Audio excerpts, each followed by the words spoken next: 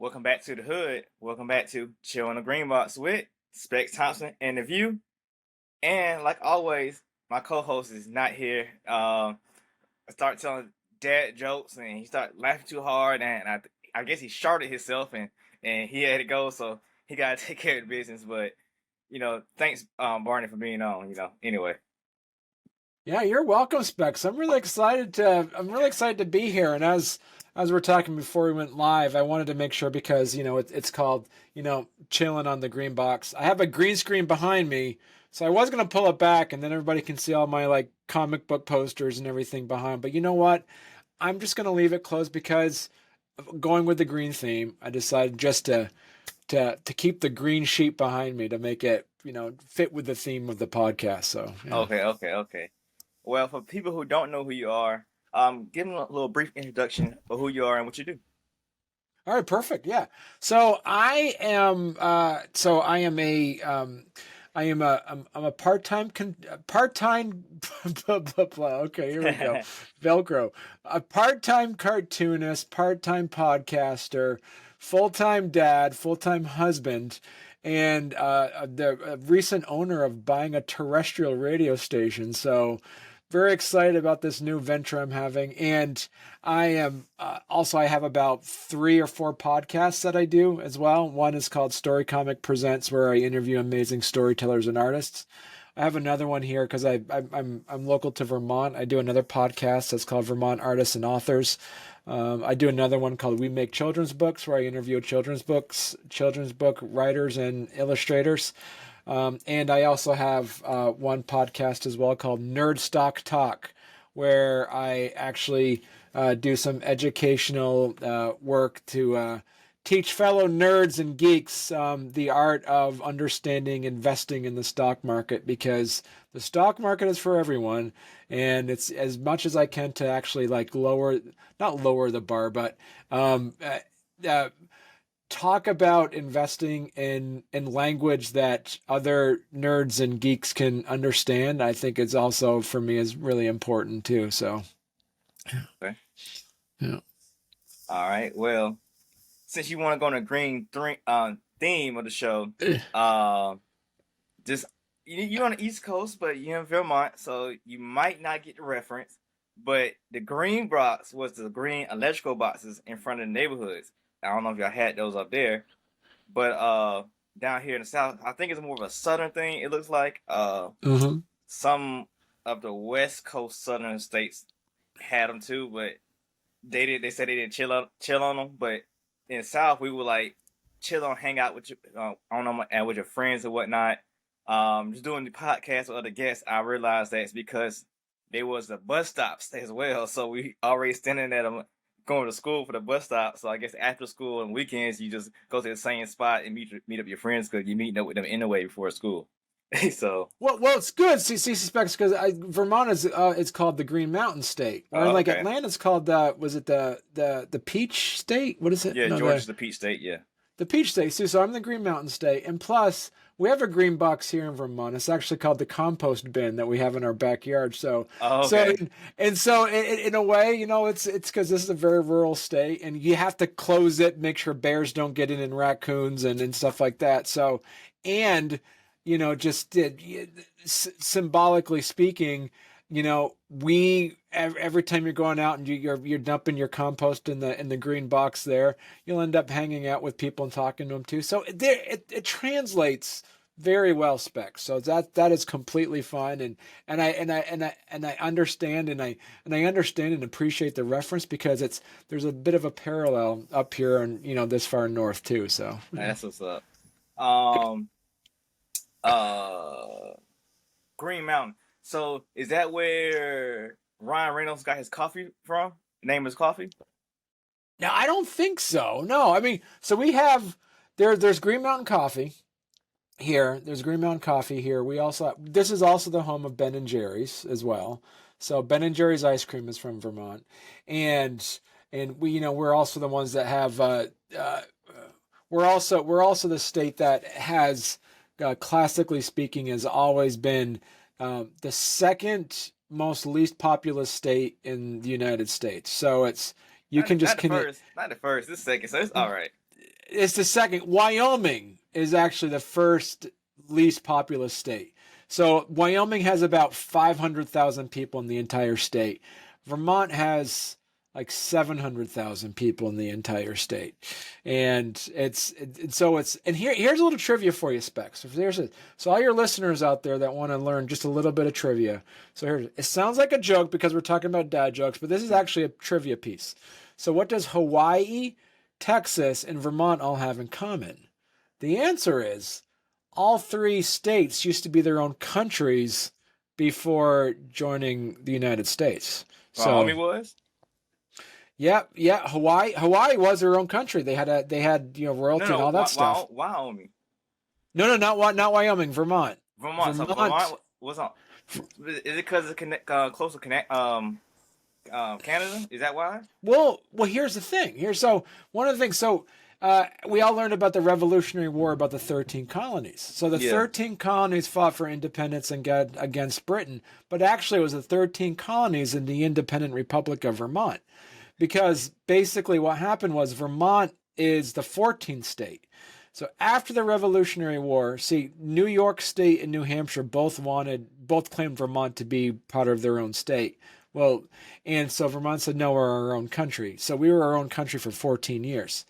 And basically after the Revolutionary War happened, Vermont came and knocked on the door of, the Continental Congress and said, we want to join. And the 13 colonies says, no, we're good. We're just going to say 13 colonies. And Vermont said, okay, that's cool. We'll just join Canada then. And then somebody who was smart enough to look at a map realized that if Vermont joined Canada, it would be basically like a 40-mile. It would only be a 40-mile distance for Great Britain, for Canada to invade Boston, which was one of the biggest cities at the time. So they said, okay, you can join.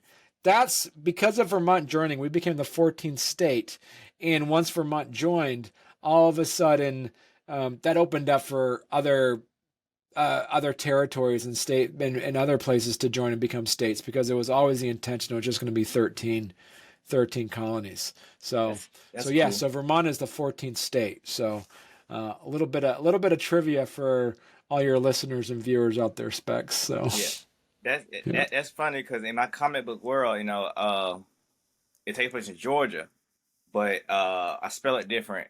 I spell it like Georgia, like we would say it down here, Yeah. And in that world, they never separated. So it's Georgia, Alabama, Mississippi, and some of Tennessee was Georgia at first. It was like a big old block, and then this thing happened when it was like a bad deal. I forgot the names of the people, and they ended up losing all the territories.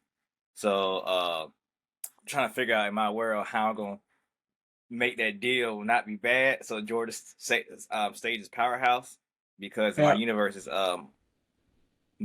they superheroes and whatnot, but largely music based stuff, inside the world. And with some of Tennessee, Alabama, Georgia, and Mississippi, all that music and culture, it makes Georgia a powerhouse state, like Texas and New York and stuff. So that's Legacy of the View? Yes. Okay, cool, excellent. Well, that's my main series. The whole world takes place, a spin off of that book, but yeah, it's my main series. Okay, excellent. All right. Yeah. Well, since I gave you a brief thing of what Chill on the Green Box is, we'll go into a couple of segments of the show where we just talk about you. I try to be different than other podcasts where a creator or a person would get on there and blab about whatever they're doing for like 2 hours, and nobody ever get a good feel of the person, like why they should support the person. So in this show, I want people to like the creator, whatever they're doing, so they be more inclined to support you, not just whatever you want to talk about, but in other things in the future, or just follow you. So with that, I got 4 different segments I do, and the first one is called Breaking It Down, because when you buy the Green Box, you break certain things down, and yours you break down fruits and vegetables, but down here you break down concepts and ideas with your friends and whatnot. So in this case, you break down your brain so people know more about you. Right, absolutely. Thank you. Yeah, so basically, I can talk a little. I got questions. The answer. Okay, perfect. Yeah. Okay. All right. So Um, you doing so many podcasts and got a radio show and whatnot. Uh, do you have any colleagues? Do I have colleagues? You know what? So for the podcasts, no. It's always it's always been it's been me. I tried on some occasions try to bring in like co-hosts and stuff.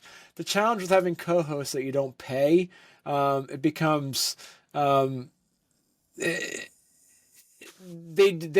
would almost feel like they don't have the same level of passion as somebody that actually is the owner and creator of the podcast as well. So I purely off the point of just do it, the passion behind being able to and as you know, two Specs, giving people a platform, giving creatives a platform to talk about their work is extremely important for me.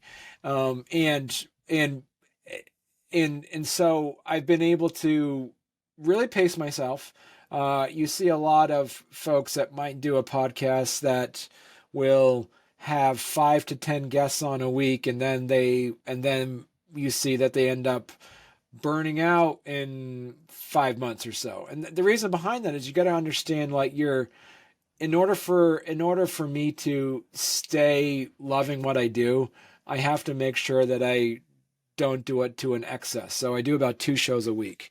And plus, this is something that a lot of people don't quite understand that might be listening to this conversation in a car or listening to or seeing this on YouTube, is that the work that Specks does and the work that I do is that, what podcasters do, it's not just the 1 hour or the 30 minutes or the 45 minutes that the interview happens. After that, there's also the promotional piece, there's the editing piece, there's the upload piece. There's a lot of work. So basically, one interview that takes an hour, you got to actually add an extra 3 hours a week on top of that for Yeah. the editing and the promotion and putting it out on Facebook and sending emails, sending follow-up emails. So there's a lot of work that happens behind the scenes. So it's and the point of like having asking if you have co-hosts, you have other people that work with you, that you can't expect people to do that, especially with doing something that's more of a passion hobby for you. It's so that's where it comes down to the point that there's little expectation to ask people to do more than what they thought they were going to be doing. And yeah, did that answer your question or not, Specs? See, it was a leading question, but because Okay. I want to know, which one of your colleagues would should start their own podcast or company. But since you don't have any, I'm gonna flip the question and say, if you could have a colleague on with you, uh, anybody in mind you would have? Oh yeah, I mean Specs, absolutely, man. I would have Specs Thompson on in a heartbeat. That's dope, though. But the funny thing when you said about people don't have a passion for it, with Right. podcast. So me and two other guys, well, me and Mm. three other guys was on the podcast, and the guy, so we was a co-host, and the main guy was the host. Um, we probably did maybe close to 20 shows. I don't know. Hmm. But actually, one guy, he dropped off and started his own show, which is weird because he could have still did our show, but I can tell towards the end that he was out of our show, but he would miss some days, and I Uh-huh. couldn't figure out why. Then he would have his own show. Then the host, he just like lost the spirit of the show and didn't want to do the show no more. But me and the other guys, we still want to do it, but Right. he just lost the passion for it. And I was like, man, he brought us all together. He did all this and he did all the work, and I guess he got burnt out and didn't want to do it anymore. But like, uh, we all we had to do was like reformat the show. The show was like too Mm. long. It was 2 hours of us talking about comics. Like it was like, Right. it was a little rough. But if we broke it down smaller shows, it probably got more viewers because like we'll talk about pop culture stuff at the beginning, then like talk about some group books that we supposed to read together. Then after that, we talk about books we read individually. and it was like since it's four of us, it got pretty long. But it was like me, I'm I was in the music industry, DJ and whatnot. Plus, I do comics. Another guy, he was a comedian, and Hmm. somehow he does comics. I don't know how he's so involved with comics, but he's really involved with comics, even though he's a comedian. I guess it's a joke somewhere right there.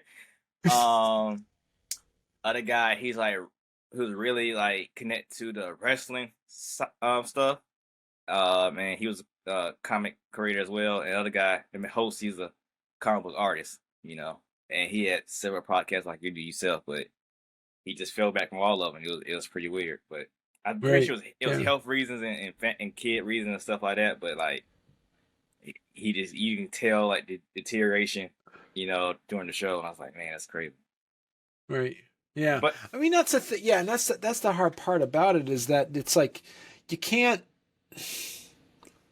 you can't necessarily like expect people that aren't like I say as a volunteer piece of it is like the internet. It's like especially when you kind of look at how much work goes into it on their side, it's really minimal. Like I had some folks that came on when I did my Nerdstock Talk podcast. It was me and two others. And I had one of the guests one of the co-hosts was a friend of mine said, yeah, I don't want to do this anymore. I'm like, it literally takes you 45 minutes a week just to get on the air. Like you're literally not, I'm the one who's doing all the pre-production, post-production and and that was the hard part. And then I had one guy that was on it. And so basically it just there was and he ended up just sticking around, but he wasn't. It was one of those things where you'd ask people, all right, make sure when you get on, coming ahead of time, here's the questions we're going to be doing. This is the topics we're going to be covering. Please, study it. It'll take you like 20 minutes just to learn about issues of, like, cryptocurrency or, investing of this and that, whatever it would be. And they knew, and then they would show up when I hit the go live button. And I said, all right, you got all your questions set up? And they're like, oh, I forgot. I didn't. And I'm like, well, it's like, yeah, literally, man. It's like, so yeah, I mean, so the piece of it is like you find people have the same passion as you. They might have the same passion of the topic with you, but they might not have the same passion of the platform you're talking about the subject on. So especially when it comes to podcasting and especially when it comes to, doing stuff, live or on video, they and this is a thing too, Specs. You might be aware of this when you're talking about like chilling on the green box, is that you have some great people who have amazing conversations. Like, we should be recording this. This is amazing what you're talking about here. But something about the point of actually formalizing the discussion immediately deflates their passion to talk about it. And where conversely, I could have meetings with people, talking about radio or everything, and you want to send them an email and say, hey, can I meet with you over coffee? I want to talk to you about this or that. And they're just too busy. No, I'm not. But if you send them the exact same email and say, hey, can I have you come on my podcast and we can talk about it? And they're like, yes, sign me up. So it's weird. It's like strangers are more apt to have better conversations with you online than your friends. Your friends and connections who you have some of the best conversations with are, and they're going to be great conversations, just don't want to do it online. It's weird. yeah, it's It's like, weird. yeah. Um, Next question. If you had what is your drink of choice? Being alcoholic or non-alcoholic, what is your drink of choice? I'm 46. I wasn't an alcoholic, but I just really didn't get into alcohol very much. So, when I would drink, I would, so it wasn't too difficult for me to stop drinking. So I stopped drinking about 6 years ago. And a lot of it came down to the fact, we just had our second kid and And alcohol isn't cheap. So it was more or less to the You can get some point of cheap just stuff. saying You can get some real cheap you stuff. you can get cheap stuff, but then you actually, once you're 46, you actually feel the cheap stuff for a lot longer for the next couple of days. I remember in my 20s, I could drink and then the next day I could get up and just start the day, no worries. Like when you get in your middle ages, you're like, if you want to say, all right, I'm going to get drunk on Saturday, you have to take 2 days off afterwards because you're just not functioning at all. Your body is like, you're too old for this. And you're like, you feel like you're too old for it. Um, um, I had my first kid right before the pandemic, so I was still kind of DJing.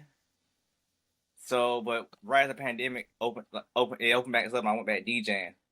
right. Uh, so so I had a real job in DJing and like a newborn. So so drinking in the club, then had to be at work 4 in the morning.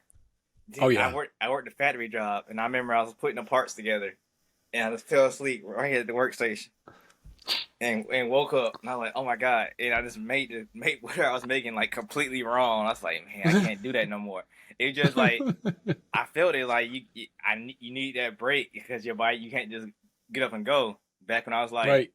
18, 19, 20, maybe even 25, I can just, still have the lick of my breath and function, Yeah. at the job. But now, I got drunk or drank, but like I haven't got like drunk, like pass out drunk, like because I got kids now, so I don't want to get drunk and like breaking the glass table or something. So No, it's like, uh, yeah.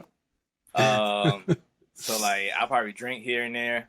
I mean, my sister had a wedding back in January, and I drank a little bit more than usual. But my kids were there, so I had to still feed my P's and Q's. But like, I definitely felt it like the next day. Like I guess my body was sore for some weird reason. I didn't even do anything, but my body was sore, and like I was like, man, I definitely not 20 no more.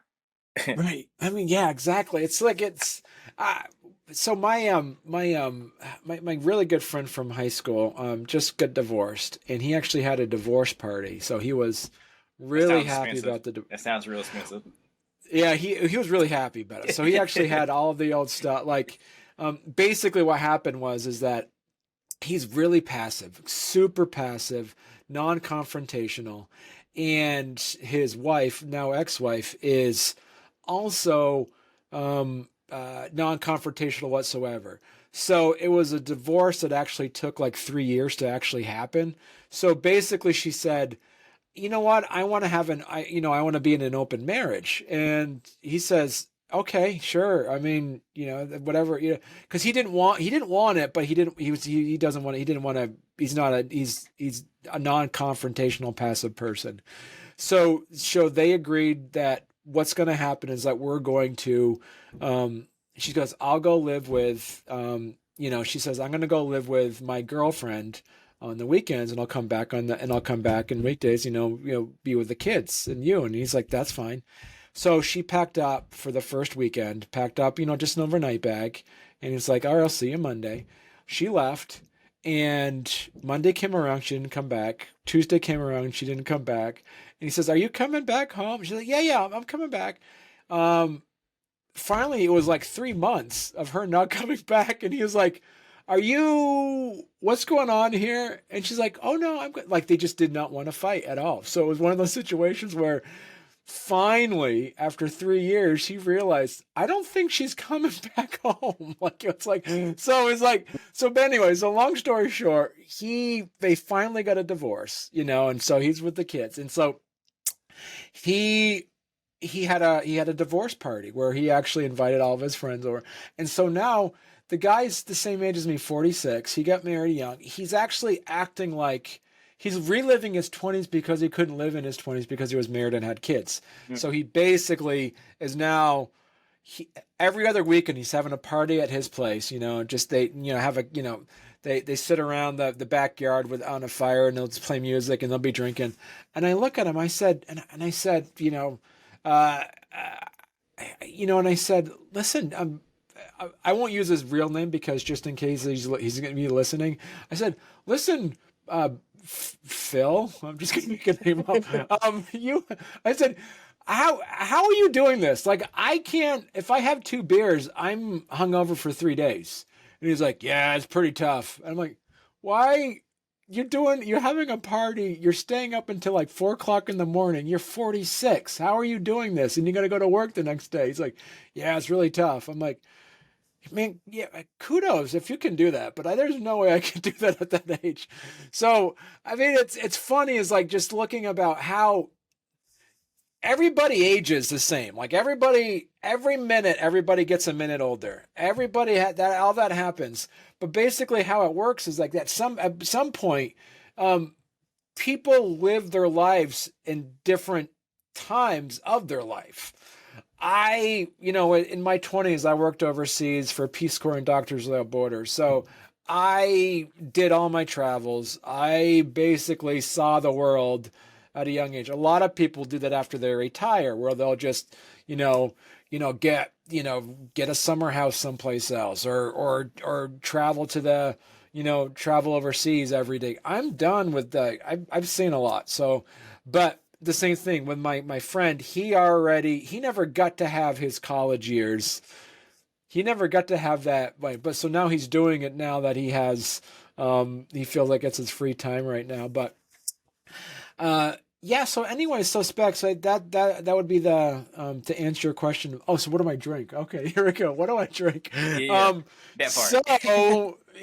So I see my cup. I got my so you can see I got my my Gen X themed Super Mario Brothers coffee mug. I drink coffee. I drink coffee I'll drink coffee in the morning, but before noon. So anytime after 12 o'clock, I don't drink any caffeine. Then I go headlong into drinking, and then in the afternoons I'll drink some of the herbal teas and stuff like that. I'll stick with that stuff. And I've noticed too that in coffee, and I always say, so there's a really good line that I always use when people ask, how do you take your coffee? And I always tell them, there's a really good line from Twin Peaks, the show that was out in the 89, 90. And Special Agent Dale Cooper says this, and I always say this every time. I said, I take my coffee black as the sky on a moonless night. So meaning like, no cream, no sugar, just black. I've never understood when people would just put in, not hating on anybody that puts in sugar and cream in their coffee. But, it's, if you get really good coffee, you don't need to, cheap coffee, you need to put flavor into it. It's something like that. And I've ended up liking a lot is right up here, we're right close to Canada in Vermont. And right here we have Dunkin' Donuts in this neck of the woods.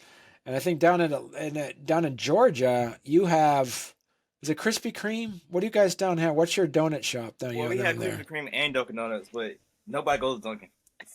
Nobody goes to Dunkin'. Yeah, people up here in New England, that's Dunkin' is it. Like that's the only place you go to. And right across the border is Tim Hortons. And Tim Hortons is the Canadian version of Dunkin' Donuts and Krispy Kreme. That's the place where everybody will go there for. I went on vacation to Nova Scotia last year. Took the family. I would also recommend if you ever decide to go on a road trip, do not take a 1-year-old, a 5-year-old, and a 7-year-old on a road trip, because especially maps lie to you, Specks. Maps will always lie to you. I looked at the distance between Vermont and Nova Scotia, and it was only 3 inches on the map. I'm thinking 3 inches isn't bad. No, it's 11 hours. It's an 11-hour drive. You don't think it's that far of a drive. And having a 1-year-old in the car for 11 hours, not recommended. Not recommended at all. But anyway, so I was in Nova Scotia, and so I went to I missed my Dunkin' Donuts. They don't have Dunkin' Donuts in Canada. They might, but they have Tim Hortons everywhere. So I went to Tim Hortons, and I got into the routine of going in there and getting a Tim Hortons, getting a nice dark roast. I love dark roast coffee, and drinking the dark roast. And here's the thing, and you can't get it here in the United States. They have this amazing It was a sour cream glazed donut. Okay. So it was amazing. It's so sweet. You can taste the diabetes in it. It's so good. And I took a bite, and that was my thing for like a whole week I was there. I'd just get some Tim Hortons. And I came back and I was like really jonesing for some Tim Hortons.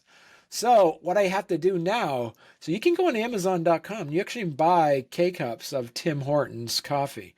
So those that are listening here, fans of coffee, you already might be pretty stuck in your ways of drinking your coffee of choice. But I would implore you, check out, try Tim Hortons coffee, try their dark roast. If you have K-Cups, you can buy in the K-Cup. If you don't, buy the bag. Try it for a week.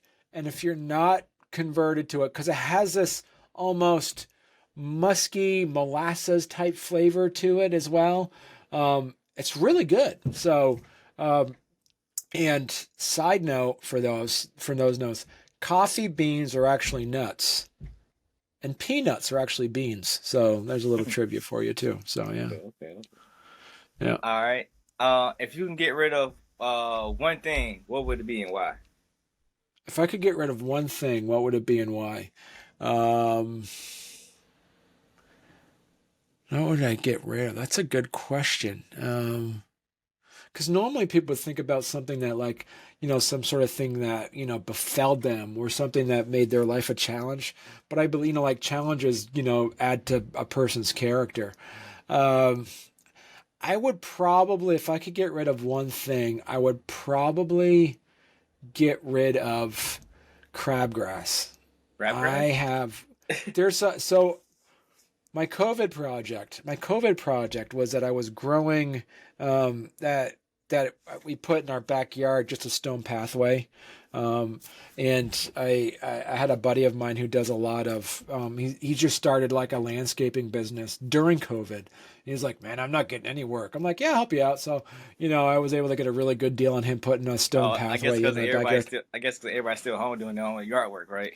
Yeah, so what I did is like, and so I said, yeah, I'll help. Yeah, so I got a really good deal. I got the friends discount on him putting in a stone pathway, and now we're like 3 years outside of COVID.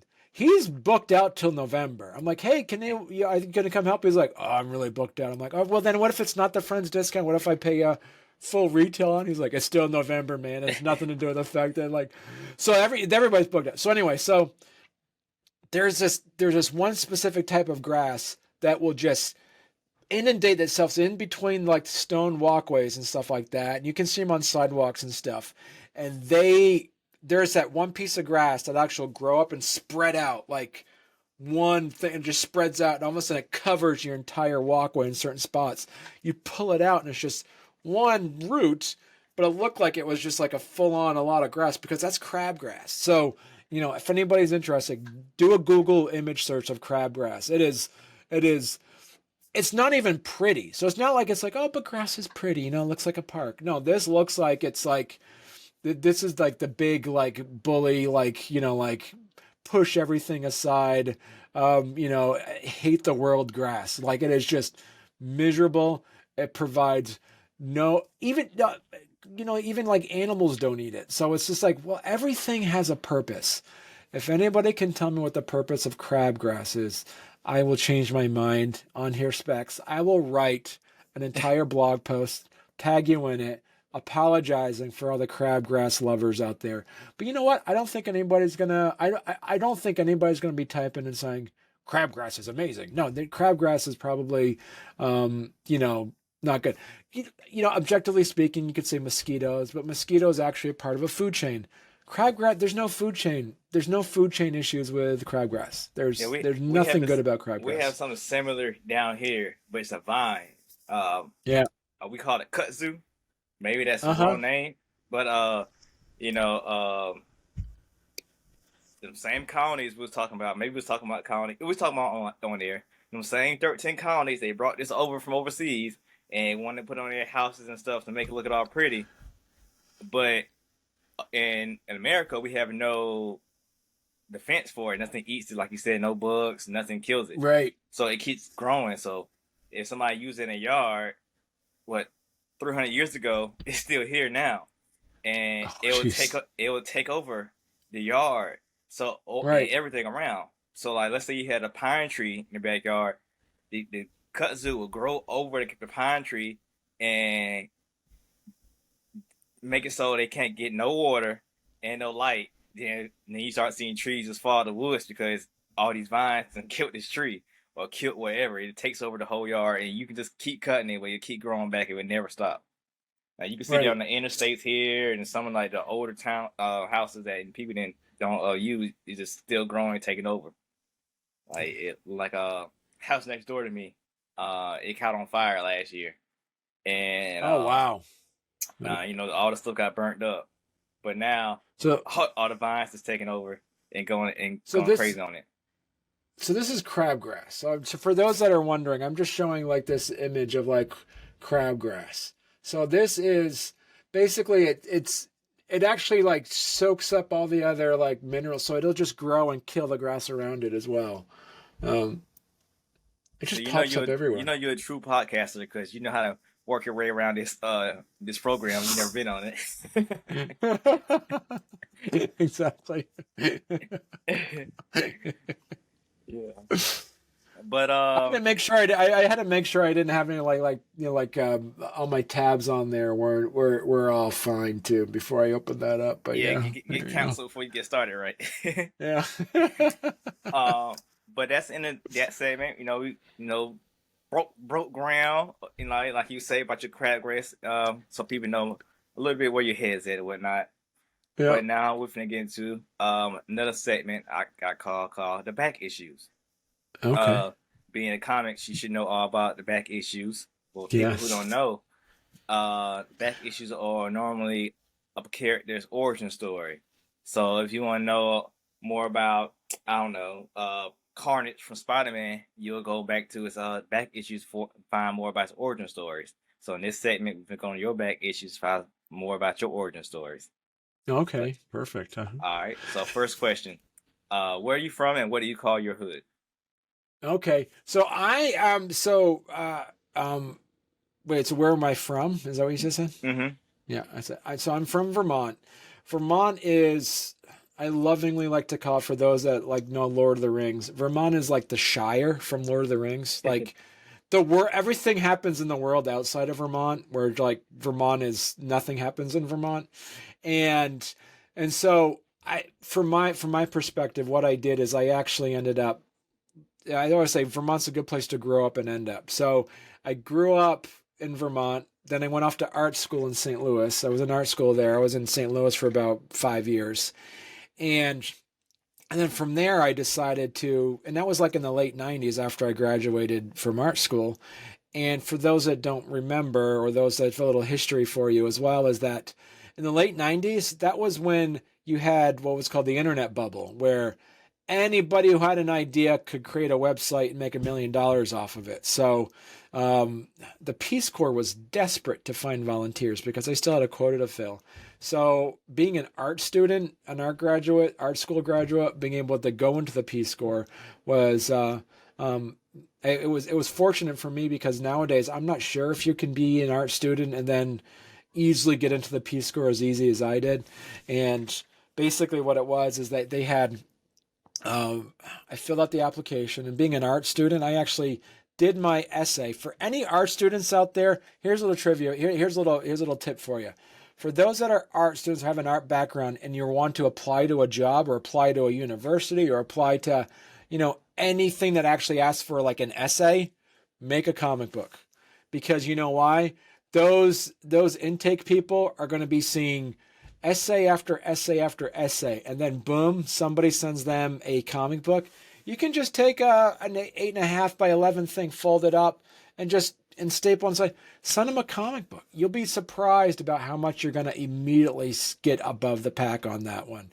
But obviously, if you're applying to like a comic book, school, that's not going to mean much. But like Yeah. if you're applying to other places, other jobs, do that 100%. And I did that ever since my other careers as it went on. I would always make a comic book, and so anyway, so I went into the Peace Corps. I was in the Peace Corps. I was the person asked. He said, so do you speak French? I'm like, I took 2 years of French. They never tested me. I just said I took 2 years of French in high school. I still, I know enough French to get into trouble, but not enough French to get out of trouble. And then I also, I said, do you have any medical background? I said, well, yeah, my aunt's a nurse. And he's like, okay. I'm like, wait, that. So anyway, they were like, okay. And so they said, so how do you, we have a health volunteer work, for men to go to Niger. I'm like, yeah, I love Niger. I'd love to go. And they're like, perfect. And then as soon as I said that, I had to actually go, like, Google. at the library and look up where Niger was. And I'm like, oh, okay, that's in Sahara, that's sub-Saharan Africa. That's all right. That's gonna be fun. It's mostly the Sahara Desert in Niger.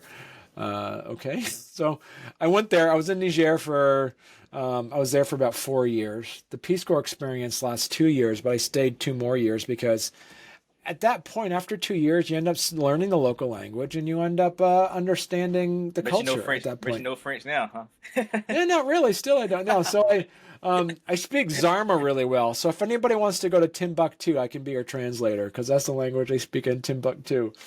Um, and so I ended up doing that. I fell in love with working overseas. So I ended up getting coming back home and getting a graduate degree in international education. Then ended up going back overseas, and then chronologically speaking, Specks, I ended up working in Pakistan. I was in Pakistan after the earthquake. I was there for about a year. Then I was in the Philippines. I went over there for about a year doing a typhoon relief work. After that, I was in South Sudan, working in there during their revolution. Then I went to Zimbabwe during the cholera outbreak. I was there for about a year. Then after that, I went to Uganda and worked in an HIV clinic with Doctors Without Borders. And then after that, I went to Libya during the revolution. I was like repairing ambulances while, dodging machine gun bullets. And then after that, I went to I went to Nigeria and worked in Lagos at an urban maternity healthcare clinic. And that's where I met my future wife. She's Nigerian. And I always hear about the 90-day fiance. I laugh at the 90-day fiance stuff Yeah, we because watch it. We my watch it wife all the time. We watch it all the yeah. I laugh at that because you know why? My wife and I, we did for 30 days before we got married because I knew there is no way if we did it any longer than that, she was going to marry me because she would have found out how much of a goofball I was. I can keep time. up my like quote unquote cool demeanor for like 30 days tops. Um, Before people realize like how much of a dork and a goofball I am. So I always go, we've been married for 10 years now. I said we got 3 kids. And I always ask my wife, I'm like, if we dated longer, would you have married me? She's like, no, there's no way I would have married you. So it's amazing. And it's funny. She's coming here, and people always talk about the fact, like, marrying an African woman. She's like, oh, the culture shock must have been amazing, weird. And it's like, well, no, not what you think. She grew up in Lagos, which is a mega city. She never seen the country before at all. So the very fact is, the culture shock wasn't like a Nigerian moving to America. It was a city woman moving to the country was the big culture shock. So when we got married, when we were trying to find a place to live, I wanted to come back home to Vermont because it's a great place to raise kids. And we had to make a compromise that I wanted to live in a place where I can walk out and just kind of like go out, hike in the woods and have fun. But she wanted something like that was populated enough where you can actually have pizza delivered. So we found a place that actually was rural enough where you could actually like enjoy the nice country air and the mountains and the trees but we still had to make sure that she could pick up a phone and actually have pizza delivered. So we found a nice place. And it's really funny is that one of the caveats before she actually, because I came back home first and worked on her visa when I came back. So we were separated for about 8 months before she actually came here. And all the advice she got, it was the same thing before I went off into the Peace Corps. People would just give me like completely random advice based off of the stereotypes that they felt that like was in Africa, like, things like, make sure you never eat, like raw fish, or like there's just random things like if you see like, if you hear bullets, or if you never eat, dog meat or something, like, which is random stuff like that has nothing to do with it. And the thing for her is that before she left, all of her friends told her, if he ever invites you out camping, say no. And like, that's weird. That's such a weird thing. So, but when you think about it, there is not any of those big Hollywood movies that are made that actually go overseas to like Asia and Europe and Africa and all other places around the world. There's not one happy movie about the woods in America. There's not one happy movie about the woods. Everything is either there's a witch out there, there's a giant bear, there's a killer, you'll get stuck between rocks and you have to, saw off your leg. Like, there's no happy movie about the woods. The Lake House. Yeah. so she refuses. It's like, even to this day, we've been married for 10 years. She's lived in Vermont for 10 years. She's like, hey, I said, next summer, let's go camping. She's like, I'm not going camping. You're nuts if you think I'm going to go camping. Well, see, early in the podcast, you was talking about that bear. So you go camping in Vermont, Yogi Bear might get a hold to her, Exactly. So it's like, I might be able to convince her to go. It's called glamping, like glamorous camping, where you actually have to rent an RV or have a nice cabin out in the woods that has all the amenities and a hot tub and stuff. But yeah, she's it's yeah, I married a woman who's very much into like, like New York City style. Yeah. That's her idea of going on vacation or going to Atlanta. But yeah, not a cabin in the woods is not someone, but that's a beautiful thing, Specks. It's just like, I truly believe that if you marry someone who's opposite of you, is that it's actually a good thing because you always have something to talk about. And especially if you have two people that actually like are actually really curious about, learning about things. She sells Mary Kay. She has a YouTube channel. She's got about 5,000 subscribers on her YouTube channel. She does these makeup tutorials, and she loves that stuff. She loves going to Dallas. She had a great time in Dallas. She loves the city. And at first, when she was talking about all the things about Mary Kay and makeup and makeup stuff, my eyes were kind of glazed over. But it's to the point where I realized I think it comes down to doing podcasting. It's like, you know what? I'm going to turn this into an interview, and I'm going to learn. I'm going to be active and be proactive and ask her questions about it, because then I end up being very genuinely curious about the things she loves to do. And that keeps it fresh. After 10 years, it's been keeping things pretty fresh for me. And did that answer? It said, I've been going off on rants. I'm sorry, Specs. Did that answer your question? You did. But yeah.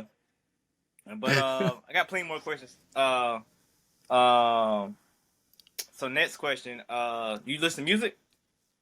I do. Yes. So what music genre or artist or song got you into liking that kind of music? So when I was I remember that growing up here in Vermont, we had the one major radio station that I was able to listen to was like the oldies. So back in the 80s, the oldies was the 60s and the 50s music. So there was this oldies station that played 50s and 60s music. And it was kind of interesting because that was the music of my parents. And they had the same old records when they were kids. They had in the house. So I was able to get really into the 50s and 60s. But that was my parents' music. So what I really discovered that I actually had my own music was Weird Al Yankovic. When I actually started hearing Weird Al, I'm like, this is my music. I love that music. Now I see why your wife said she wouldn't marry you. Yeah, exactly. She's like, there's no way she would have married me.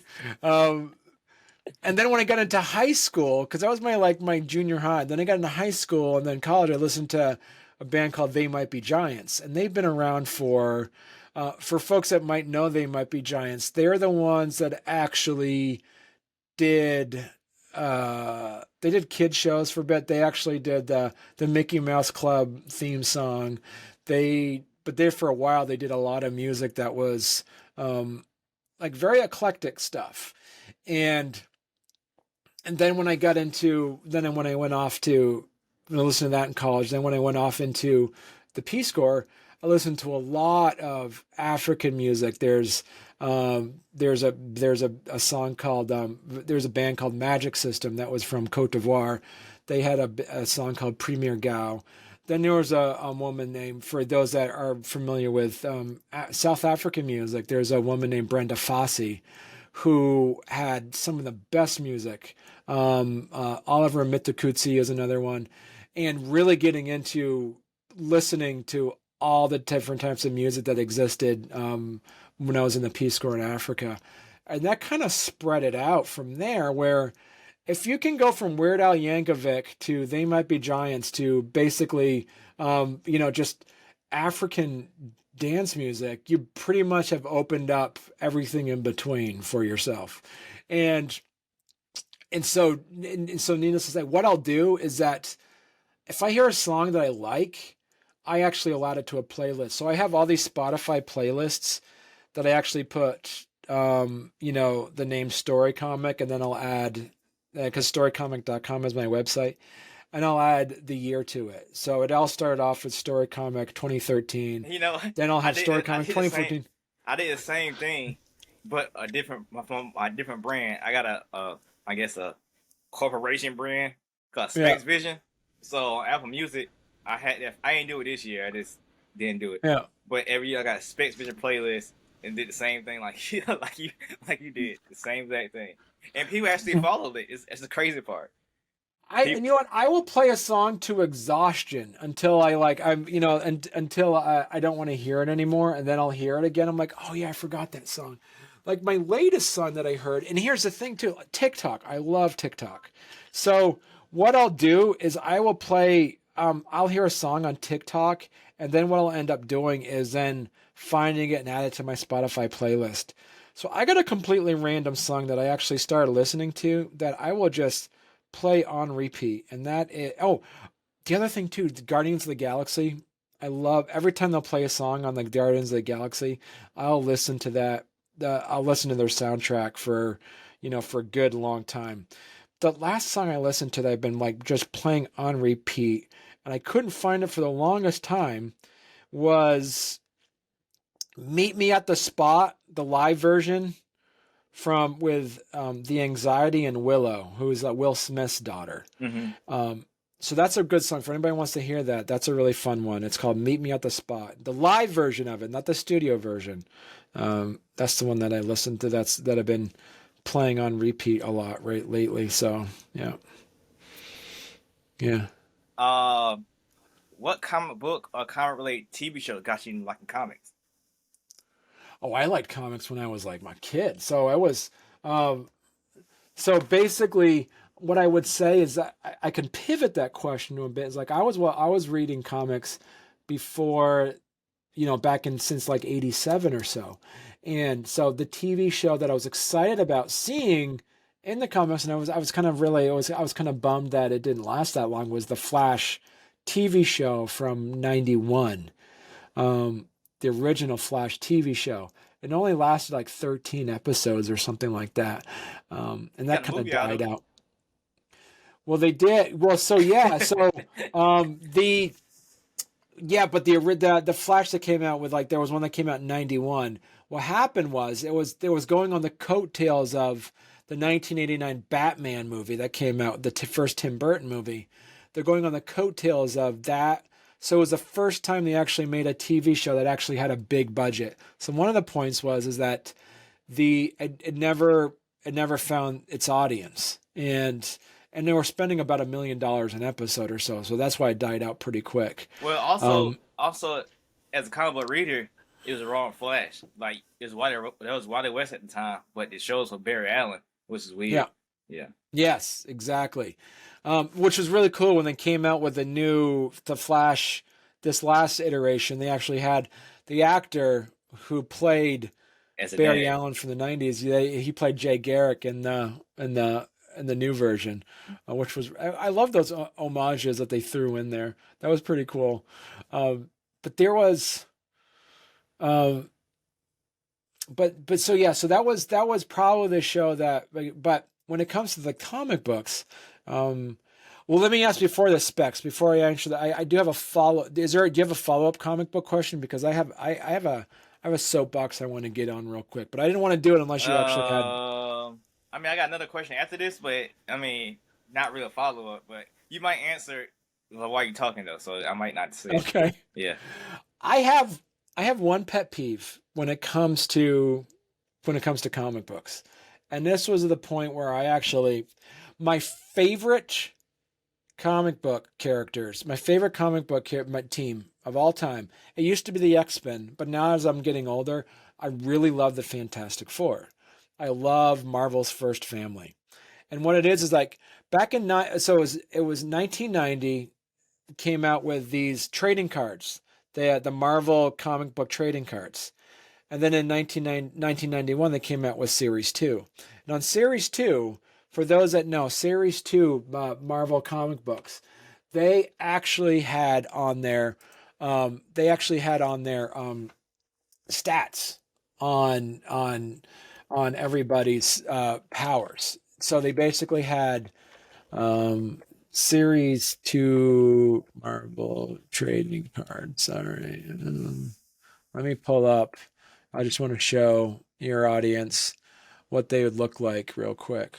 So basically this was the Series 2 cards that they came out with. And what they did on that cards is they actually had stats on the back of them. So basically they had these statistics on the back of them that actually showed what their power rating was. Yeah, I had some of these. Yeah. Yeah. So they had strength, speed, agility, stamina, durability, and intelligence. So, and it maxes out at 7. So they maxes out at 7. And so, for instance, Hulk is the strongest superhero in the Marvel according to according to canon in 1991. Oh, 91. Yeah, 91. Yeah. So he was the only one that had a 7 in strength. Speed. According to Marvel canon in 1991, Silver Surfer was the only one who had a 7 in speed. Quicksilver had like a 6, or a 5, because 7 means you could travel at the speed of light. And so Silver Surfer was the only one. Thor was, I don't know, he probably had a 4, because think about it, 2 is 1 and 2 is like normal. So because technically he's light speed as well with the Bifrost. True, but he took the Bifrost, or the Mjolnir might do that, but him independently of that, he's not flying through the air independently of. Well, so how did Silver Surfer? So how did Silver Surfer get it? Well, because he travels through space at the speed of like faster than light, so he has to on the board, yeah. But the question is, like, that's his power. Like Thor cannot have the hammer and still be Thor, so. Because he's not called Thor's hammer, like Silver Surfer, he's just silver without the Silver Surfer. So basically, there's one person in the entire Marvel universe that actually has a 7 in intelligence, and that the person has a 7 in intelligence. There's only one superhero with a 7 in intelligence, and that is Reed Richards. Moon Girl. No, Reed Richards, Mr. Fantastic. He's the only one that has a 7 in intelligence, according to Marvel Comics canon 1991. I want to be clear about that. I'm not talking about MCU, because I'm sure Shuri probably is the one that probably would represent a 7 in intelligence in like the MCU right now. But Marvel canon 1991, Reed Richards was the only one that had a 7 in intelligence. There's only one super villain, like Tony Stark. Extremely smart, had a 5 in intelligence. Same thing with Peter Parker, very smart. He had like a 4 or 5 in intelligence. Keep in mind that yes, canon, yeah, back then, yeah. Talking about canon here, talking about 1991 Marvel Comics canon. So that's what I'm talking. So the piece of it that really bugged me is, but Doctor Doom was the only one. Was the only supervillain with a 7 in intelligence. So that's why the two of her they were like going head to head on this stuff. So basically, is that my big point that I realized it was one of these like eye-opening points as I was reading an issue of Fantastic Four. and they had word bubbles, like thought bubbles on Reed Richards. And that immediately turned me off. I'm like, listen, if this guy has a 7 in intelligence, no matter how much you can kind of predict, the people that are writing Reed Richards are 30, 20, 30, so on, or 40-year-old, men or women that are writing the scripts for this. There's no way we would have the capacity to understand what the most intelligent person in the world is thinking. I bring this, Sir Arthur Conan Doyle, the author of Sherlock Holmes. Not one of those books is there an inner monologue of Sherlock Holmes, because Sir Arthur Conan Doyle knows even though he created Sherlock Holmes, he has no idea what Sherlock Holmes is thinking. All the thought process happens through the eyes of Watson, because the point of it is that you need to make sure that the person that is super intelligent needs to always stay super intelligent, so that we are now observers of Reed Richards' intelligence, not thinking about what he's thinking about, because then you take away the mystery behind that. It's the same thing when it comes to, it will be the equivalent of actually every time the Incredible Hulk lifts up a mountain, you actually zoom in and discern. It's like, let's zoom in and look at his muscle structure. His muscle structure is different because it does this and this and this and this. No, because you're actually trying to explain how his strength works. You cannot explain how the strongest person in the world is thinking. And you do that when you actually create thought bubbles happening in his head. As far as we know, they could be thinking about in binary code, as far as we know. So I mean, the point of it is like, you shouldn't know what the smartest man in the world is thinking about. So that's my pet peeve for that. And I don't know what it was. I know it's New 52 for sure, but I don't know what writer did it or what comic book it was in. But it was a Flash. It was like kind of the same concept. So they had a thought bubble of what the Flash was saying, but it was like a real thought with sentences and everything, but everything was smashed together because he's thinking at super speed. So when we see him, we can't read it because it's faster than we can read. That's brilliant. I love that, and that's what they should like. They should do that where they actually like. If they're doing thought bubbles for Reed Richards, it should be just like algebraic code or something. Like, the guy is literally the smartest person in the universe. Like, how do you know what he's thinking about? Do you read comics now? I do. I read, actually, a lot of the comic books I read now is like, it's to the point now because I have such, I mean, you know this as a dad now, your time is so finite now. Yeah. What I'll do is end up reading comics that I know have a beginning, middle, and end to it. Okay. So I'll pick up a graphic novel. I forgot to cancel my Guardians of the Galaxy subscription from Marvel Comics. I've been getting them now because I'm like, all right, now I got to start reading Guardians of the Galaxy again. But I picked up like the new, the whole, the X-Men, the new Age of Krakoa that came out a couple years ago. Great, that's what I was going to talk about because I've been reading that. Yeah. Like it's not business. What's his name, man? I can't think of his name right now. But that Arthur, the writer. Yeah. I like him, so he got an X-Men. I was like, dope. But since they speak of Cohen on there, right? You see some thought bubbles or some word bubbles that they would have like the asteroid person up there because you can't say it because it's a different language. And I thought that was pretty cool because we don't know what Krakoan is, and they be speaking it like Apocalypse. He changed his name to a Krakoan name, so it's like a little look like a moon. It's like these like like the thing from like these symbols. Augustine Hunger Force, that little little Moon Knight thing. Yeah.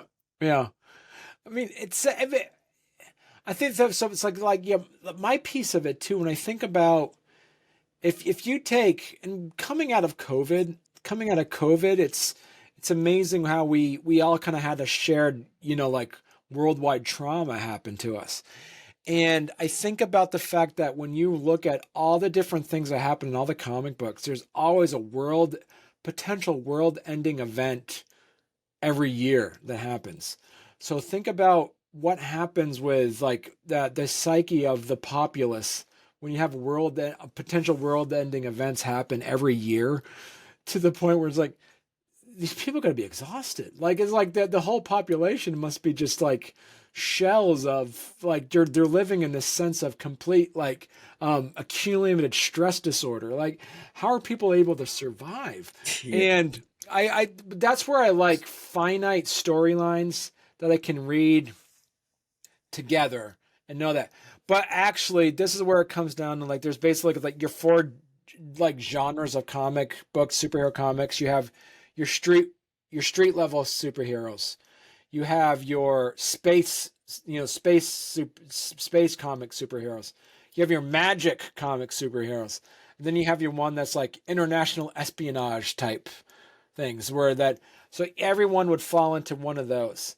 When it comes down to the point of which ones that I would actually kind of like gear more towards in reading, um, I love the space superhero worlds now because there's a much higher level of um, eh, believability in the sense where like the suspension of disbelief is much higher because when everything that happens on Earth, you kind of have to like portray how you're, what would it be like here, especially Marvel comics that actually take place on Earth, where like DC comics happen in a made up version of Earth because you have Metropolis and Gotham and stuff like that. It's and Bloodhaven. So there is something to the effect where I love reading space level comics because there's something about the fantastical where you can really create new alien species and worlds and you can have epic levels of world events that happen on other planets that are really create this sense of finality about it where there's no sense of finality that happens on comic books that take place on the Earth because they're never going to destroy the Earth and make people move on because that's the point of his all earthbound heroes where there's sense of drama and there's more at risk it feels like when it's when you know that the writer can actually is like all right we just destroyed this planet and like wow that was pretty deep man. It was like But I understand. Like I get that at some point because one of my spinoffs of my stories is the same character, but I sent them to space just in yeah case all readers because it'd be just the same thing over and over again. So I switched up. Um, but speaking of switching up, I finna switch up the segment to my next segment. It's called digging the hotkeys and being in comics, as well. The hotkeys is key issues when a new writer, new artist get on a project, as well a new character get introduced or villain. Or nowadays it could be, a storyline that got developed to a TV series or a movie. You want to collect those as well as like points on DJ's turntable to make certain songs queue up or play during a certain part of the party. So in this show is questions or topics we picked up you know previously or I wrote down through this conversation that people should know exactly from this interview. So uh, I just want to jump straight into your books, dad jokes. hmm I've been seeing who connected this. Can't say the guy's name right now. oh See, Jeff. yeah. So I've been seeing Jeff post about it, right? And I was like, oh, that's cool because I've been getting dad joke videos from TikTok. Uh, hmm it's literally called dad underscore jokes on TikTok, but it's these guys they battle with right dad jokes. They I guess whoever makes the other guy laugh the hardest, they yes I love those. had to tag each other out, and I've been doing those, and I've been taking some and saying them at work, and they were like, we know you old, saying these dad jokes, cause everybody assumes that I'm in my early 20s at work, but I just turned 32, so like people like you can't be 30. Yeah, I am. I got two kids, and I'm in my 30s. So yeah, pretty old. Like this one guy, uh, was he in high school? Was he born? Let me see. He's born in '02. Yeah, he talks to me about certain things, and I bring up things. He's like, "Yeah, I wasn't even like in school yet when that went on." Uh, like he's 19, Okay. and I was in I graduated high school almost 15 years ago. So like a lot of stuff I talk about, he wasn't even around for. So yeah. But dad jokes. What made you create? I guess dad jokes and dad jokers. I guess second one's called. So basically, it's like in early 2020, we had the internet was just rife with like everybody was trying to pick a fight on the internet, like during 2020 because we had COVID.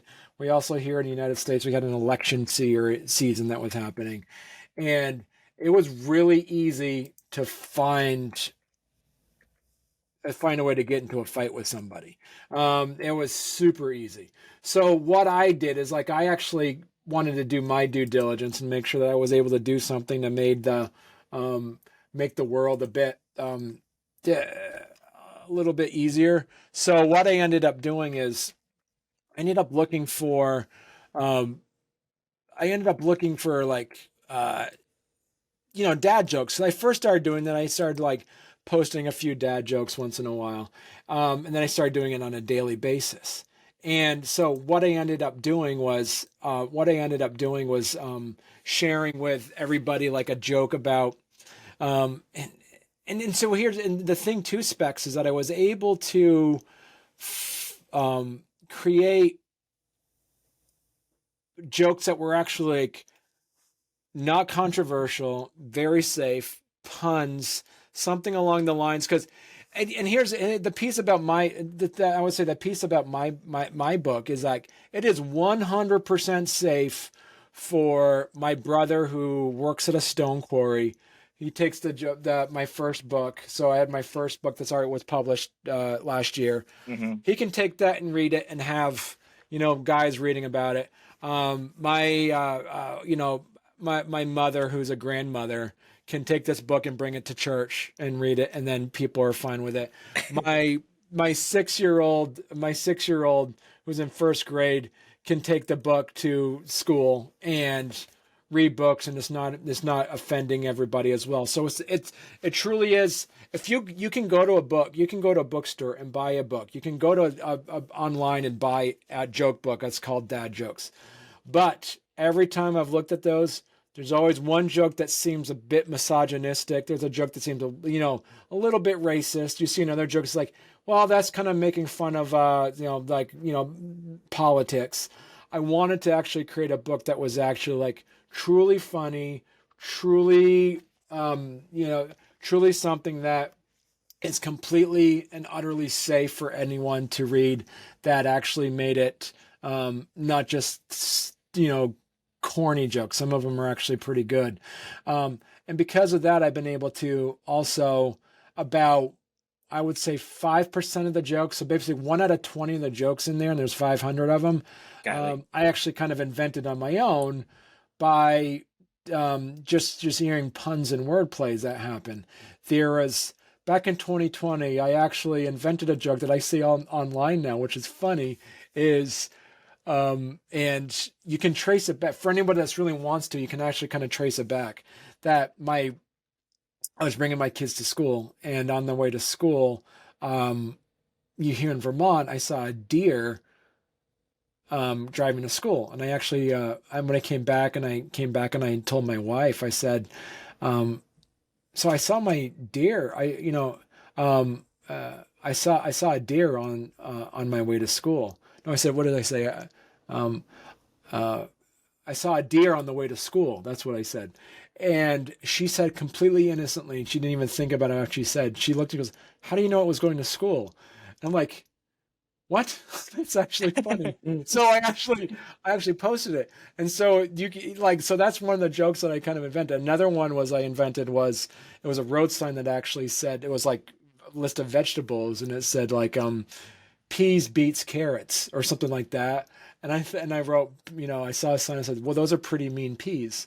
Like there's like, so these are the ones that I actually, and then the other thing that I do too is that I listen to a lot of old time radio programs. So I'm able also to like find jokes from like like the Charlie McCarthy hour, the Jack Benny and George Burns, some of the, like George and Gracie Burns. There's a lot of funny jokes that I'm able to update and actually edit to actually fit for a more modern audience. A good one that I posted that was from an old Charlie McCarthy stand up was, and I wrote this as a new one, an updated one from that happened from the 1930s, is I told my wife when I was in my 20s I was unbelievably handsome. She responded, "You're right, I don't believe it." So these are, so that's what I love about it. It's like I'm able to create, it's a curated book that is guaranteed to definitely make you roll your eyes, but not roll your eyes because it's politically incorrect or roll your eyes because it's offensive. These are purely jokes that, and as I say, I challenge anybody to buy any other joke book that is not that other than if it was Wait, made for like a 5-year-old. what was your first book? Gee, show me again. Is This it one's called is it in the Dad stores? Jokes. Is it in the stores? It is in stores, yes. I think it's at Sam's. Yeah. Yeah. We Yeah. can get this. Yeah. And yeah. So the other thing about it is that it's also the only book that's actually fully colored as well. So I did all Okay. the illustrations on it. And as somebody who does comic books, it was really easy for me to make illustrations for it and cartoons. So what Because it is, that's funny because my coworker, he tells dad jokes all the time. I think your book came through, the job, and he like this book. He said a dad joke about your book, how safe it was, and it was, I can't think of it now, but it was a dad joke about your book being safe. oh yeah. And when I love it, like I say, it's the only fully colored dad joke book as well. And what I was able to do, because I got 2 daughters, what's really important for me is to really promote the fact there's no gender specific rules in the home. So I have on here anything that you'll see dads doing or dads. So it's like, so I have in here every image around here is based off of things that somebody's dad might be doing. So I got, here, like the farmer likes corn, but over here, I wash the dishes at home, and I know a lot of dads that wash dishes. I do the laundry as well, take out the trash, but you got things like a basketball hoop, you got things like a baseball mitt. So everything in here that you would imagine a dad doing, taking out the trash, playing golf, whatever. So there's 25 different images on here. And my updated book, I was able to update some of the images on my my dad or joke book is actually coming out as of this recording. It's coming out next Tuesday. So for those that are listening to this episode, so I'll send Specks. I'll send you the link to the Kickstarter. What's beneficial of this Kickstarter is that for those that want to, you can buy my book online for like $18 is what the retail price is on that. But for this one, for my Dad or Jokes Kickstarter, you can be able to get the first and second book for, I believe it's like $30. So the books are actually going to save money if you're interested in buying it. And plus I'm going to have an early bird special as well for those that want to get something on it. So, all right, like I said, he's promoting it. Yeah, I haven't clicked the link, just because how podcasts and kids and stuff. But I see it haven't launched yet, so I guess when this come out, it'll be launched by then.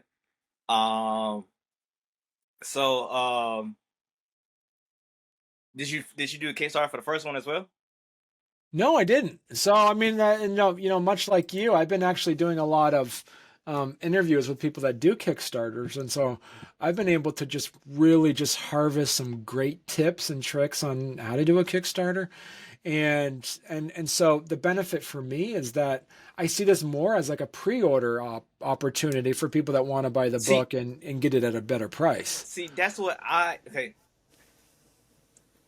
Doing my book, my first issue, friends and family. That's who bought it, right? It made the money on Indiegogo, but I didn't fund, I guess, because Mm, Indiegogo, I get the money regardless.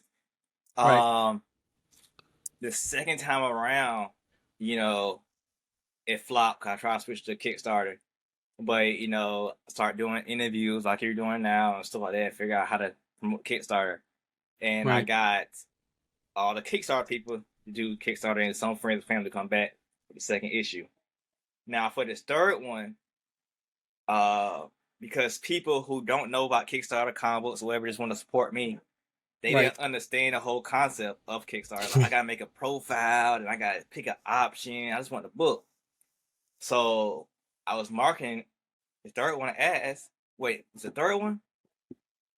I marketed the fourth one, the one I haven't put out yet, as a pre-order. And because it sounds better, and like you said, it's what it is. They pre-ordering the book. And I had people from the comic book groups come at me, be like, "Stop saying you pre-ordering, da da da da," because that's not what it is. But it's exactly what it is. They right, pre-ordering the book, right, so they will get it in the future. Because, like you said, retail value is $18 for your book, but if you get right, it pre-order, you get cheaper with some benefits. So like right, it is a pre-order because that's how like video games. And you pre-order a video game, you get like extra character or a new map or whatever. So it's the right, same concept. So for the, I guess a normie, yeah, they right, understand the pre-orders, but right. these comic book people, they just threw tomatoes at me and all kind of stuff on making on posts, Yeah. which is No, funny. I mean that the point of it is, and to their point, I would say like 5 years ago, it wasn't a pre-order. It was to say, help me kickstart this program. But now what it comes down to is the expectation. This is why it's different nowadays. The audience expectation that actually are purchasing it is expecting that I'm going to put this and that you're going to commit to that date you're saying it's going to be delivered. And how you do that is to make sure that you're already done with the product in that sense. So, and that's where that's where people would use that Kickstarter like, I just need more money to get this project done. And the reason why it's changed a lot is because you have not just people like you and I, Specs, but there are there's large companies that do gaming, and then actually larger independent comic companies will actually truly use it as a pre-order system because they've already made the book. They just want to make sure that they can actually make a lot more than they can kind of get an idea of how many books they need to order ahead of time. So, yeah. All right. You talked about your podcast early in the show, but what made you go on podcasting? And I mean, because all three of your podcasts are three different types of podcasts in general. So what made you get into it? So it was so basically I was working on one of my projects I was working on one of my comic books at the time, and I would ask friends that I met at Comic Cons when I was actually tabling. I would meet some of them and I would actually talk to them about how do you do this, how do you do that, and they're like, well, and then so I ended up back in like late 2019. I would say, hey, can I do a Zoom call with you and just to pick your brain about something? They're like, sure. And I did that with one of my comic book friends, and it was kind of like one of those light bulb moments, thinking, I should have recorded this. This is actually a really good conversation. And so what I did is then I pivoted my website, the Story Comic website, to actually then say, what I'll do is I'll make a podcast called Story Comic Presents, where I'll actually like interview somebody in the field of independent comics. And that's how it kind of started, is that I started doing that. And then COVID hit, and then I had out of the blue somebody from somebody from one of those independent like hybrid publishing groups. It's called Rootstock Publishing, which is here in Vermont, sent me an email saying, "Hey, I have an author. Um, can they come on your show?" And I'm like, "That's weird. It has nothing to do with independent comics, but sure." So I had this author come on that was talking about. He was like he wrote a murder mystery and like or something. I can't remember. It was like, and so he came on my show, and then I was like, this was actually fun.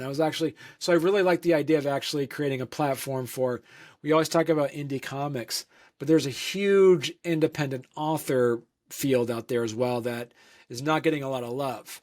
So I was able to then interview some more people that were on that, that were authors as well.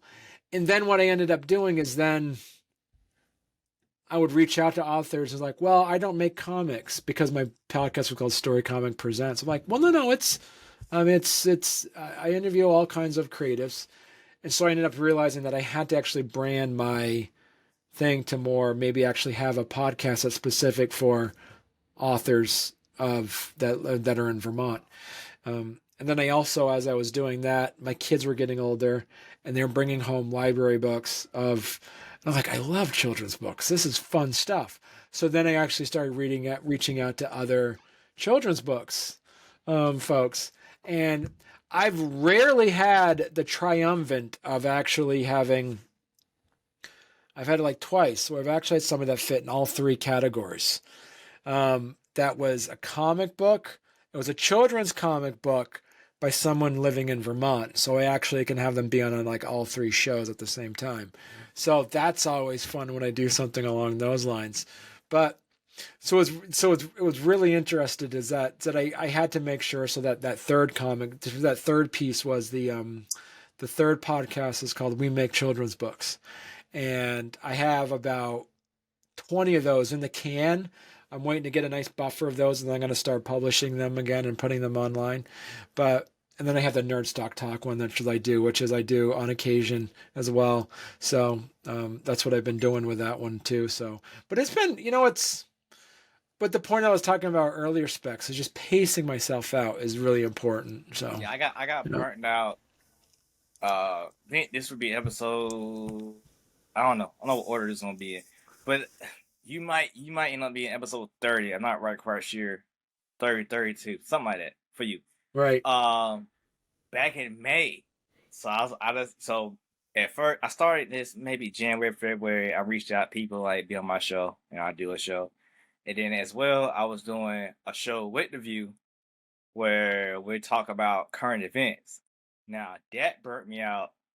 For people who don't know, playing both parts, that burnt me out because I literally had to write the script.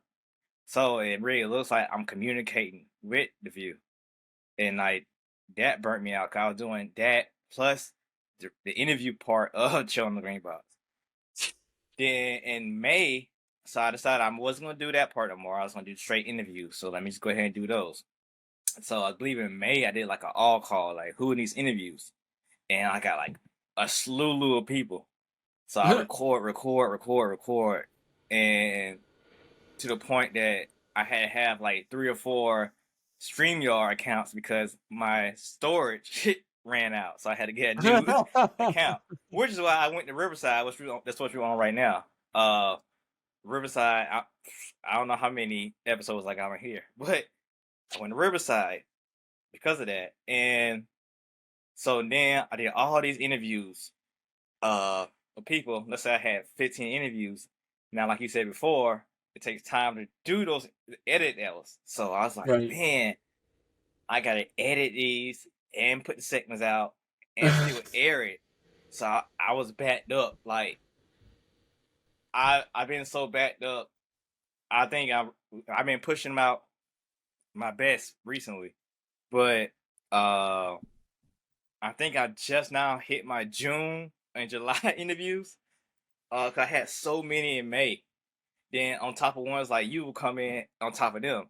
So I was like, Right. man. So I had to slow it down. So now I got me a little chart that I only do them on Thursdays, or somebody like you come on a Saturday. But like I had them like I do 2 on Monday, 2 on Thursday, do 3 on Wednesday. I was like, I need to slow down.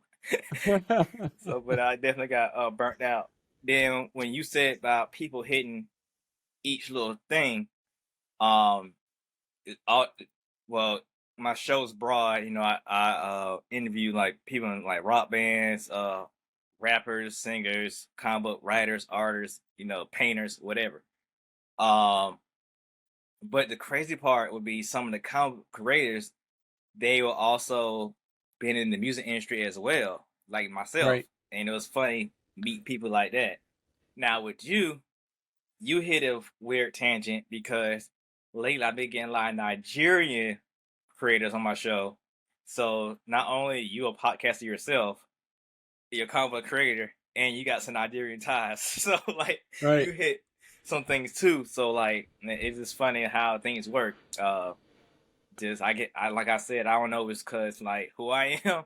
That's why I'm getting people who does music and comics like that. But it's funny because there's so many of them. It's just funny. Like Yeah, so he had Ejob. He was on my podcast too. He has some great stuff. hmm Yeah. yeah. And it's funny because um, is it him? I think his got the most views. Like Hmm. not probably podcast wise too, but my reels for the show, like I think all of his cracked 1,000. Like Wow. not in. I don't want to promote it that hard. I just like put it out there and make the right title on hashtag, Right. and it jumped.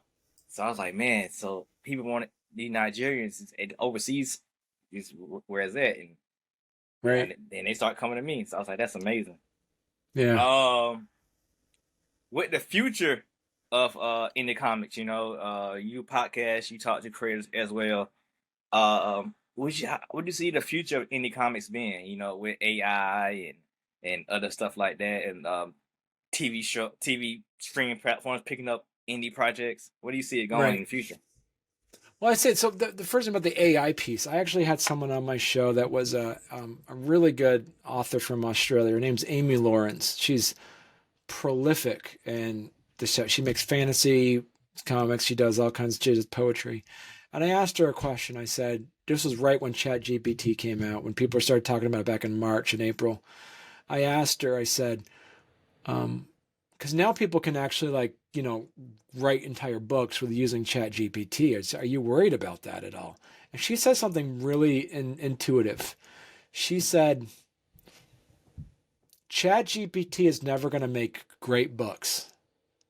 They're only going to make good books. They're never going to be great.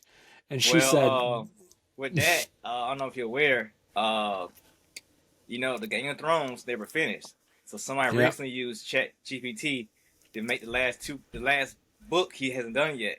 So it yeah. was so big, the guy had to break it up in 2 books. And as of right now, just by nerd internet, they says those 2 books is a way better ending than the HBO show. um, and but so what the thing is, you can put in some you could put in some, you can obviously put in like some level of um, you know, uh, feeder to that. You can type in like some prompts to do what you wanted to do, but and she said that there's a finite room for good books, but there is unlimited room for great books. And it's the same thing as like there's computers are only going to do what humans ask them to do. But the soul behind the creativity is what makes great authors great. And it's anybody can write a book. I can actually ask. You can go, like I said, you go to your work. I can go to my work and just ask someone who's never written a book before, write a book, and it's not going to be good. It's not going to be great because they've never written a book before.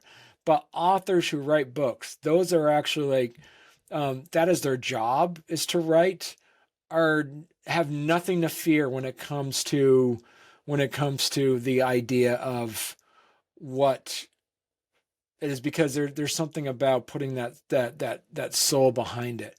So writers have nothing to worry about. I use Chat GPT as a tool, not as a crutch. Uh-oh. So no, but I'll point out, but like I say, not as someone to do it, but I think about the point when it comes to issues of saving time. And I'll tell you what, I'll give you an example is like, for instance, what I'll do is, you think back in the 1950s, you would have, some office guy go to his secretary and say, write a letter to our client that, we're going to have a sale next week, or, something like that. He just told his secretary what to write. I look at ChatGPT purely on an administrative aspect, not as a creative aspect. I'll give you an example. When I produce a podcast or when I produce something, I will write my own description of what the podcast episode was about. I will then say, I'll prompt ChatGPT by saying, here's my podcast episode. Please give me 15 popular hashtags for this. I don't have to do the research on finding all the hashtags I want to do on it. It will produce 15 hashtags. I'm like, some of them are okay. I'll delete some of them. I'll add other ones by saying hashtag Vermont podcast or hashtag Barney Smith. But it will automatically say, for instance, Specks is that if I say that and like, I interviewed Specks Thompson on my show, and I'll say, this is what we talked about. Give me 15 hashtags. It will then, that way I don't have to physically type it out and waste that time. It will actually like type out hashtag Specks Thompson, hashtag chilling on the green box. Like it'll actually do all that stuff for me purely from an administrative perspective, not as replacing the creative point. Because as you know, Specks, everybody has a finite amount of creative energy. Do I want to waste that time thinking up what my hashtags are going to be? Or do I want to spend that time thinking up work I want to do from that creative perspective that I don't want ChatGPT to do for me?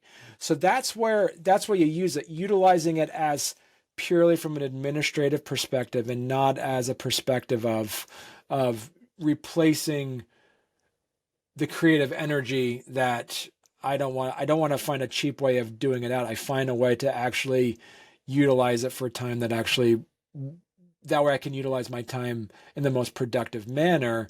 I'm not making it create new work for me. I'm actually utilizing it to what I would ask, like what I would hire a social media person to do for me. Yeah. So that's what I would, utilize it as for. And I see that, as I say, I see that as a future is that there's, people talk about not using self checkouts because you know what, I want to make sure that, that's taking jobs. Do you know who is the most, who lost the most when the invention of the car was? It was the farrier, the person who made horseshoes lost his job. But the point is like technology is always advancing. And the point of it is like, if you actually like refuse to see the advent of technology and actually use it as a tool, if you see it as the enemy, you're going to be left behind. So it was it was a commercial, I believe. The same aspect he was talking. It showed a woman, she was in a factory worker, right? And they was complaining about the machines coming to take over. And somebody approached her talking about, you ever thought about going back to school? And she's like, I don't know. And then fast forward her going back to school and whatever. Then she ended up creating or being able to work or engineer the robots that's doing the same job as her. So she's technically keeping her job. And the same aspect you're saying, like that shoe person went from making shoes to making rims, and you still have a job. So like people don't, progress. Exactly. And that's what you said there is a perfect example of that. I was on a podcast and someone was talking, like, have you noticed there's more independent bookstores popping up as they did 15 years ago? Isn't that weird? And I said, no, well, here's the thing. 15 years ago, when Amazon started like taking over all books, people saw Amazon as the enemy. And nowadays, what you're seeing, new bookstores are popping up, see Amazon as a tool, not as an enemy. So that what they're utilizing is like, you can go to Amazon, for instance, I'll give you an example. There's this book that I read when I was like 8. It was called Trouble for Trumpets, and it was about these little orange fairies that look like hippos that had this giant war in the woods. That book never reprinted. That book actually now is you can actually buy it online on Amazon. The book costs $250 now because they never reprinted it. But you know who's selling it on Amazon for $250? A bookstore. They actually take all the books they know that are old, they'll buy them at estate sales and stuff like that, and then they'll have someone at their independent bookstore will actually then post them online on Amazon. They don't go on eBay. You can go on eBay, but the reason why you go on Amazon is because that's where people look for books. And that's why you're seeing independent bookstores. Not only are they using independent authors who do independent produce their own books like I do, that they say, hey, I got a local art author here. Amazon's not doing that. Amazon's not having book signings. But what's happening is that you see independent bookstores hosting times for independent authors to gather in their own communities and talk about the books. You're seeing independent bookstores taking books and selling them on Amazon. So they're utilizing the strengths of Amazon while also highlighting the weaknesses of Amazon, which is they're not doing book signings. That's what you're seeing now is like that's basically is where I see like the future happening. And when we talk about ChatGPT, that we're at that impetus where we see it as something new and it's the enemy. But people like you and I, Specks, who are actually saying, how can I use this to my advantage and not as a crutch, is where we're going to see independent comic creators being able to then take that and run with it. You'll see a lot of people would talk about the fact that 40 years ago, 50 years ago, other comic book artists would complain to say you would have some comic book artists would actually like take tracing paper and draw the building off of a photograph and then draw. And then other comic book artists like, that's cheating. It's like, no, it's not. You have to look at, if you're producing work, you need to produce it at the most effective and concise way that the most effective and concise way as possible to make more work. And then what happened is like that's where you had rotoscope happening in the 70s, where people would actually take movie footage and actually turn it into cartoons.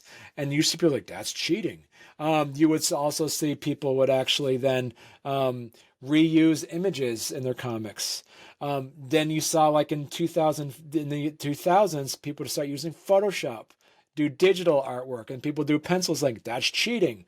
So now we're at that impetus of like, I don't know what ChatGPT is going to look like for us, but we're at that era where people are starting to utilize it and other people are saying that's cheating. And it's like, well, we produce artwork, we produce entertainment, we produce stories, and we're trying to find the easiest way. If you're yelling at me because I say I'm making a comic book every 6 months because I don't have time, then I need to find the easiest way to tell my story and the most productive and quickest way possible to get my story out there.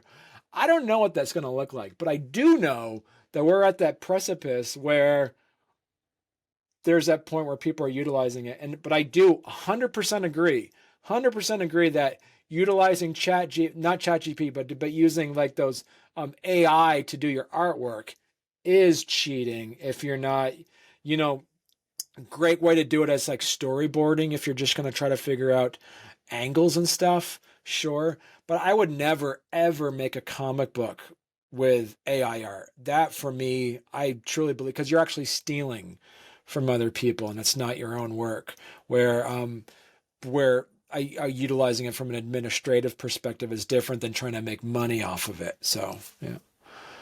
Yeah. I'm gonna say one thing before I get my last question and segment of the show. Your Nerdstock podcast, right? You want to make a little extra money. You can take your segments from that show and make them into a book, and you can sell that book as like a nonfiction, like help book. Since you like, it'd be like a niche type of thing. It could be like the stock thing for nerds, and you can market that, and you already got the information. So all you gotta do is run. I don't know. I mean, it's pretty sure now you can run the audio through ChatGPT and it'll script it out for you. But the old cheat code was put through YouTube It got transcript. You just copy and paste from YouTube, and you can just That's a good doctor it up. idea. And Yeah. there's your chapters. Each segment was a different chapter, and now you got a book you can sell for what, $10? Nothing. Right. But Yeah, see? That's a good idea. yeah. But we'll go to the last segment. Last question, because my kids do not like me chilling on the green box. They want daddy to go play. But it's called digging in the crates. Being in comics, digging the crates. You go digging for the Marvel issues that had that trading cards in them that you trying to collect. You want to see them stats, as well as in music. You dig to the crates to get them CDs and Right. vinyls. We're at Yankovic and stuff like that. So last segment of the show, I just grabbed everything from this episode and formulate a question. Typically I do 4 questions back in the back issues thing, and we skip the question, but I'm going to take that question and formulate to the last question. So typically it's normally that when do you find out you was a nerd, right? It seems like you knew pretty young that you was a nerd, and your wife found out afterwards how nerd you was. And Exactly. so you being well traveled, your passport probably looks like a comic book with all the stickers and whatnot. If you had to choose, to instead of being brought up in Vermont, being brought up in some other place, the same way you were, just different location, what location would you pick and why? Oh, that's a really good question. Um, so it's like that nature versus nurture situation. Is like the way I am because I grew up in Vermont, or the fact that I grew up in Vermont complemented my nature. Uh, I would say if I was going to grow up someplace else, I would probably, what, I'm gonna say like France. Only because France has an You amazing. can't speak French though. I can't, but no, but if I grew up there, see the point? Like you're saying, if I grew up there, so I'm sure I'd end up speaking there. So and the reason because of that is not only because like the French ladies are say that it's Yeah. when I worked for Doctors Without Borders, I had a lot of French nurse friends, and that was always fun. But it was because France has an amazing comic book scene that not a lot of people talk about. You have Asterix and Obelix, you have Lucky Luke, you have huge amounts of extremely great, well done comic books that just never really kind of make it over the pond on our neck of the woods. And they're some amazing stories that are written in there. And I've been able to, for those that are interested, just check out like the French comic books, the ones that have been translated into English. It's like some of them are epic. Like when you watch One Piece, I think One Piece is now have like episode 1000 or something like that. They've been around for years, but there's some really cool series that actually have been around for a long, long time that have been translated in English that are really good because we're used to the rhythm of an American comic book. We're used to like now you can expect this, now you can expect this. Rarely have I ever read an American comic book, Marvel or DC. Marvel and DC kind of have their own genre of comic books where you can read and say, all right, this is going to happen on page 17 is the ad, or page this. Then they're going to end with a cliffhanger, blah blah blah. If you read a French comic book, the same thing as manga in the sense that the culture is different, so the rhythm of the comic book is different. You can read some like epic storylines in French comic books that actually end up going kind of down to earth a bit. So that would be my answer. If I had to like start all over and grow up someplace, starting in like, reading comics in the 80s, and it wasn't in Vermont, then I was going to say that I would go all out and just pick a different country, and then just, and I'd get, and I'm thinking about a country that actually is big into comic books. So it would be Japan or France.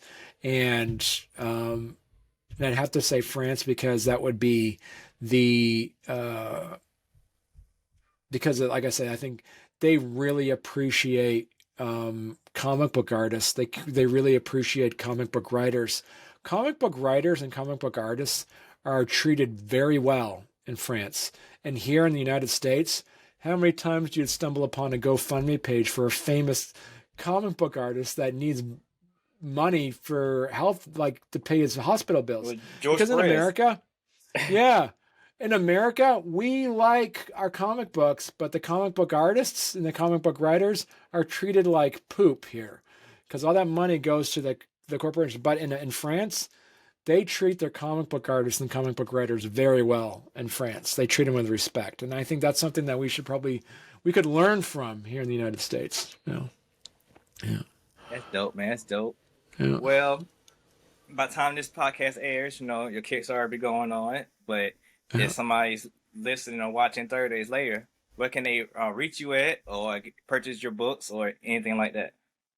Yeah, so if you miss this, if you're in the future and you missed the Kickstarter, go to storycomic.com. There you'll have a link to both books. The